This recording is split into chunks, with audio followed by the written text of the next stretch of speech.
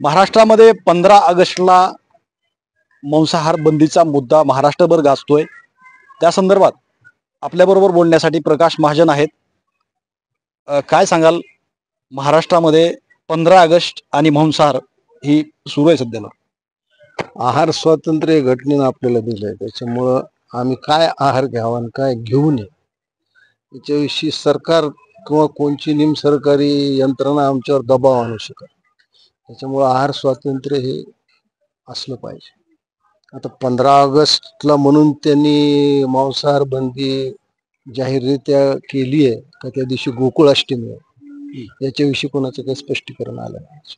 म्हणजे गोकुळाष्टमीमुळे हे केलं असं अंदाज. असं असू शकतं, कारण 15 ऑगस्टलाच गोकुळाष्टमी आहे. तरी पण आहार स्वातंत्र्याला बाधा येऊ नये असं मला वाटतं. प्रत्येकाला आहार स्वातंत्र्य असलं पाहिजे. पण सगळ्यांना ह्या विषयाचं कौतुक का वाटतंय की याआधी हे कधी झालं नाही. मला वाटतं 1988ला वगैरे असे काही GR निघाले होते, त्याच्यानंतर फार अंमलबजावणी झाली नाही. पण आता ती अंमलबजावणी झाली की त्याच्याकडे एक वेगळ्या दृष्टिकोनाने बघण्याचा एक काही लोकांचा प्रयत्न असतो. म्हणजे ह्याला घटनात्मक आधार आहे.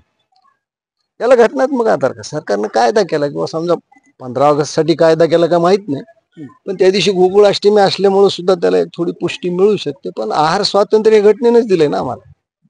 अच्छा, आहार स्वातंत्र्य घटनेने दिले तर त्याचा आदर झालाच पाहिजे ना. आमच्या आहार स्वातंत्र्यावर कोणी गदा आणता कामा नये. काल जितेंद्र आव्हाड तुळजापूरला आलते, शरद पवार राष्ट्रवादीचे आमदार, आणि ते असं म्हटले की माणसाला सुळेदात जे दिलेत ना ते फक्त मांसाहार करण्यासाठी दिले. मग तेवढा अभ्यास नाही, कारण ते डॉक्टर आहेत. नेमक्या कोणत्या विषयाचे डॉक्टर आहेत मला माहित नाही. म्हणजे सुळे मांसाहार करण्यासाठी दिलेत, तर पुढचे दात का पैसे खाण्यासाठी दिलेत का काय? आणि ते तेवढंच नाही तर त्यांनी असं पण म्हटलंय की महाराजांची जी मावळे आहेत ते काय म्हणजे मांसाहार न करता लढले नाहीत. पहा, इतिहासात गेल्यावर बऱ्याचशा गोष्टी सत्य अशा सापडतील की ते त्यांना पचायच्या नाही. पण प्रत्येक वेळेस थोर पुरुषांचा आधार काय घेता तुम्ही सांगा ना तुमचं मत काय आहे ते. पण त्यांना हे माहिती की लोक यांना गांभीर्याने घेत नाहीत, म्हणून ते थोर पुरुषाचा आधार घेतात. त्यांना अभ्यास नाही, कमी असेल. म्हणजे संत तुकोबारायाला माहित नव्हतं काय सुळे हे मांसाहारासाठी? तुकोबारायानं तर कधी मांसाहार केलं नाही. आणि बहुजनांचं खाद्य म्हणजे मांसाहार. तुकोबाराया कोण होते? म्हणजे स्वतःच झाकण्यासाठी तुम्ही इतराला कधी ओढताय? तुम्हाला आहार स्वातंत्र्य, तुम्हाला जे करायचं करा ना, कोण नाही सांगितलं. आणि ते त्यांनी तुळजापूर भवानीचं मंदिर वाचवण्यासाठी आले होते. मुळात कसे जितेंद्र आव्हाडला ना एक सनसनाटी वक्तव्य करण्याची सोय. कोण मंदिर पाडायला चालू? का ठेका यांनीच घेतलाय का? अहो, रामाचं अस्तित्व परवापर्यंत मान्य करत नव्हते. हिंदू देवदेवतांचं अस्तित्व मान्य करत नव्हते. सनातन दहशतवाद यांचे शब्द आहेत. यांना बरं आता तुळजापूरच्या देवीविषयी हे झालं, कारण राजकारण आहे त्याच्यात. कोण म्हणते तुळजापूरच्या देवीचं मंदिर पाडणार आहे, कोण पाडू देणार आहे? लक्षावधी लोक जमा होतील उद्या असं काही झालं तर. पण त्याचा विकास होणं पण गरजेचं आहे. हे पहा, मी काय म्हणलं, मंदिराचा फार जुना इतिहास आहे. कदंब राजवटीत महामंडलेश्वर मारदेव यांनी 12व्या शतकात हे मंदिर बांधल्याचा एक उल्लेख आहे. त्याच्यानंतर राष्ट्रकूट यादव यांच्या काळातला उल्लेख आहे. अलीकडचा उल्लेख म्हणजे तुळजापूर जवळ काटी नावाचं गाव आहे, तिथे एक शिलालेख आहे 1297 मध्येचा शिलालेख आहे तो, 1297चा. त्याच्यात तुळजाभवानी देवीच्या मंदिराचा उल्लेख आहे. ते मंदिर 2 पद्धतीने बांधलंय, एक हेमाडपंथी, दुसरं नागर शैली. मंदिराच्या गाभाऱ्याच्या मुख्य शिळा जी आहेत ना, 4 शिळा त्या चिरलेल्या आहेत. हे पहा, छत्रपती शिवाजी महाराजांनी त्याचा जीर्णोद्धार केला. छत्रपती शिवाजी महाराजांच्या काळातच प्रतापगडावर मंदिरावर वीज पडली. ते मंदिर त्यांनी नाही का पुनर्बांधन केले. मंदिर जर कमकुवत होत असेल आणि मूळ मंदिराला त्याच्यामुळे धोका असेल तर ते व्यवस्थित दुरुस्त केलं पाहिजे. मूळ पद्धतीचं जे काही होतं तशाच पद्धतीची ती रचना असली पाहिजे, याची काळजी घेतली पाहिजे. एवढं तुम्ही सुचवू शकता ना. पण मग शिखरासाठी पण राजकारणच का? नाही ना, आता शिखर, मी काय म्हणलं, शिखर नागर पद्धतीचं आहे आणि त्याच्यात सुद्धा तुम्ही आता जे शिखर आहे त्या शिखराच्या ह्याच्या अनुषंगाने करू शकता ना. तंत्रज्ञान खूप पुढे गेलेलं आहे ना. म्हणजे राजकारण होताना दिसते काय राजकारणच आहे ना. कधी नव्हतं तिथं येऊन आता श्रावणामध्ये अंगारका चतुर्थीचं आणि ते सगळं देवीच्या देवळात ते नाटक आलेल्या भक्तगणाला विचारायचे, हे पाडू देणार आहेत का? अरे कोण पाडू देणार आहे? शिवाजी महाराज तुमच्या एकट्याची काही मालकी नाही त्याच्यावर, आमच्या सगळ्यांची आहे. महाराज येऊन गेले हे आम्हालाही ते कौतुक आहे. प्रत्येक वेळा मंदिरात सुधारणा होत गेलेली आहे. जितेंद्र आव्हाडला हे माहित नाही, एक काळ तुळजापूरच्या देवीचं सगळं मंदिराची फरशी रुपयानं मडवलेली होती, ते सगळं काढलेत. हा बदल सुद्धा भाविकांनी मान्य केलेला आहे. भाविकाच्या सोयीसाठी काही बदल झालेले आहेत आणि ते बदल मान्यच करावं लागतील ना. उद्या मंदिरात जर मूळ पडायला असेल तर त्याला योग्य पद्धतीने त्याची दुरुस्ती केली पाहिजे, एवढंच त्याच्यातलं. आणि तेवढंच बोलायला पाहिजे. त्याच्यामध्ये तुम्ही महापुरुषाला आणायचं, आपला एक स्वतंत्र अजेंडा राबवायचा, हे बरोबर नाही ना. महाराष्ट्रात दुसरीकडे मतचोरीचं सगळं सुरू आहे, चर्चा सुरू आहे.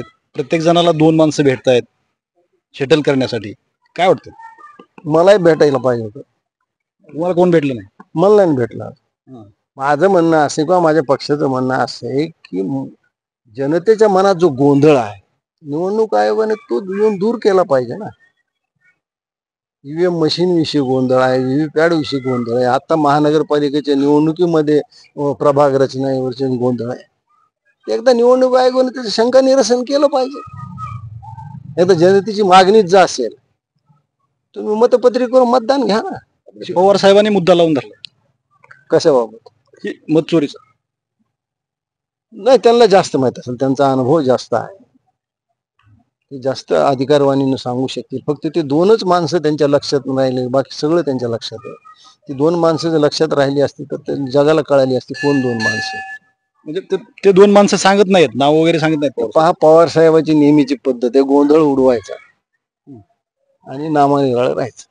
आता दुसरं काय कारण होतं त्यांनी गोंधळ उडवायसाठी महाराष्ट्रामध्ये? हेच कारण आहे ना की म्हणजे आताच जे काही सरकार आलं, मी काय त्या सरकारचा हे नाही, प्रतिनिधी नाही, पण हे असं आलं त्यांना एका परीनं सुचवायचं, आपला अपयश त्यांना झाकायचं. मला सांगा, जी व्यक्ती महाराष्ट्रात गेली 60 वर्ष राजकारण करते, गावोगावी काही व्यक्तींना नावानिशी ओळखते, त्यांना ती 2 माणसंच कशी काय माहिती, त्यांची नावच कशी आठवत नाही, आणि ते त्यांना फायद्याचा सौदा करून घेतले. फक्त मला त्यांना खरं म्हणजे त्यांनी 80 जागा लढवल्या, अजून 80 त्यांना निवडून आणून देतो म्हणजे 106. एवढ्या फायद्याचा सौदा जर पवार साहेबांनी नाही केला तर व्यवहार ज्ञान काय म्हणावं त्यांना. पण ते इतके ज्येष्ठ आहेत की आपण त्यांच्यावर काय बोलावं. दुसरीकडे भास्कर जाधवांनी ब्राह्मण समाजाविषयी वक्तव्य केलं होतं. सॉफ्ट टार्गेट आहे, म्हणजे पातळ यंत्री मन. काय करणार, म्हणजे लोकशाहीमध्ये मताचा दबाव हा समाज निर्माण करू शकत नाही. नाही समाजाजवळ पैसा आहे, नाही तर 1% असणारा समाज कबुतराला दाणे घालतो, सरकार काही करत नाही. त्या मानाने किमान आम्ही 3.5-4% आहोत, पण आमच्याजवळ पैसा नाही, आम्ही एकत्र नाही. मग तुम्ही आम्हाला पातळ यंत्री म्हणा, गद्दार म्हणा, काय म्हणायचं ते म्हणा, त्यासाठी पुन्हा महापुरुषाचा आधार घ्या. इतिहासात जर गेलं तर खूप अशी पानं आहेत की काही डाग त्यांना सुद्धा लागू शकतात, पण तो इतिहास आहे, त्याच्यात मला जायची इच्छा नाही. आज 15 ऑगस्टच्या मांसाहार बंदीविषयी मनसेची भूमिका काय आहे, तुम्हाला काय वाटतं? आहार स्वातंत्र्य असलं पाहिजे, त्याच्यावर गदा आणली नाही पाहिजे. म्हणजे बंदी घालणं चुकीचं. सार्वजनिक बंदी घालणं हे सरकारचा विषय असू शकतो, पण खाजगीरीत तुम्ही आम्हाला खाण्यापासून आहारापासून रोखू शकत.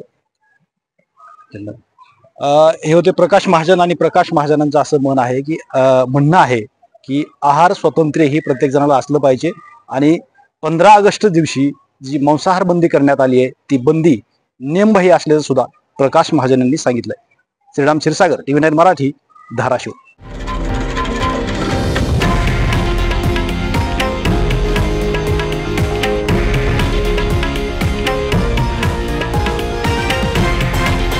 हे आहे देशातील नंबर 1 न्यूज नेटवर्क आणि आपण पाहत आहात TV9 मराठी, एकमेव.